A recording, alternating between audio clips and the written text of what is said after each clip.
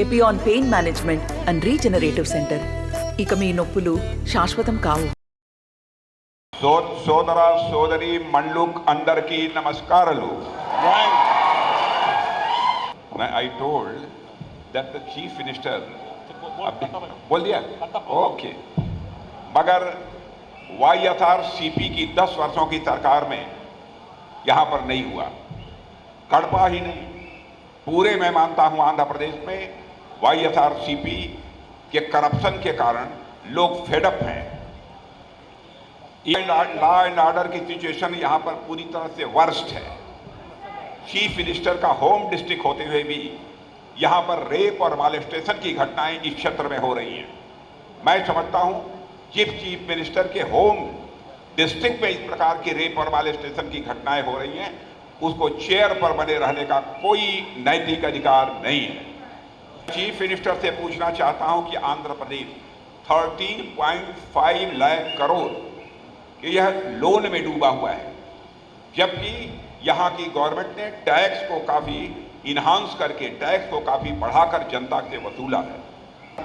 लगता ऐसा है कि यहाँ पर YSRCP की गवर्नमेंट नहीं है, बल्कि यहाँ पर सैंड माफिया, लैंड माफिया और साथ ही साथ माइनिंग माफिया और मीलर माफिया की यहाँ पर गवर्नमेंट बन गई. बहनों भाइयों, खुलेआम यहाँ पर लैंड ग्रैबिंग की जा रही है, खुलेआम लैंड ग्रैबिंग की जा रही है. मैं आपको आज एश्योर करने आया हूं, अब यहां पर डबल इंजन की सरकार बनने जा रही है. TDP और भारतीय जनता पार्टी की सरकार बनने जा रही है. और मैं आंध्र प्रदेश की जनता को एश्योर करना चाहता हूं, हमारी गवर्नमेंट यहां बनने के बाद यहां पर हम बैड गवर्नेंस को पूरी तरह से समाप्त करेंगे और साथ ही साथ करप्शन से इस आंध्र प्रदेश को हम मुक्ति दिलाएंगे. भाइयों, हम लोगों के मन में तेलुगु कल्चर के प्रति बहुत ही सम्मान है.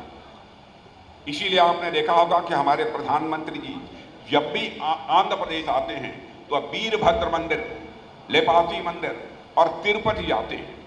अल्लूरी सीताराम राजू जैसे महापुरुषों को कौन नहीं जानता है. सभी उनके प्रति सम्मान व्यक्त करते हैं. अल्लूरी राजू ने भी भारत के स्वतंत्रता संग्राम में जो योगदान दिया है उसे फिर से याद करने का काम किसी सरकार ने किया है तो हमारी मोदी लेड गवर्नमेंट ने किया है. भाइयों, कांग्रेस की चाहे कोई सरकार रही हो, करप्शन के आरोप लगे हैं. बहुत सारी सरकारों पर करप्शन के आरोप लगे हैं, लेकिन 10 वर्ष हो गए हम लोगों के काम करते हुए मोदी जी की लीडरशिप में. इसके पहले भी हम लोगों ने 6 वर्षों तक अटल बिहारी वाजपेयी जी की लीडरशिप में काम किया है.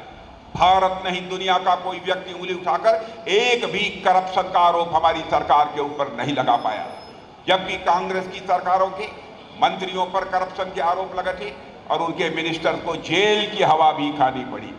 लोगों ने कहा था हमारी गवर्नमेंट बनेगी, अयोध्या की धरती पर भव्य राम का मंदिर बनकर रहेगा. आपने देखा राम का मंदिर अयोध्या की धरती पर बन गया.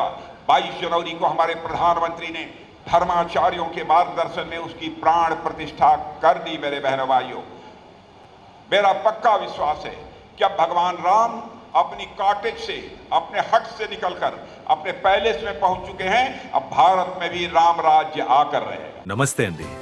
ఇది వ్యాపారం గురించి కాదు, ఓటు గురించి. ఎన్నికల్లో ఓటు వేయడం మన హక్కు మాత్రమే కాదు, కర్తవ్యం. ఎంతో మంది మహా నేతలు శ్రమించి ప్రాణత్యాగం చేసి ఈ అవకాశాన్ని మనకిప్పించారు. అందరూ ఓటు వేద్దాం, ఎందుకంటే ఓటు హక్కు ఊరికే రాదు. నా ఓటు ఎవరికో తెలుసా? అది సీక్రెట్ అండి.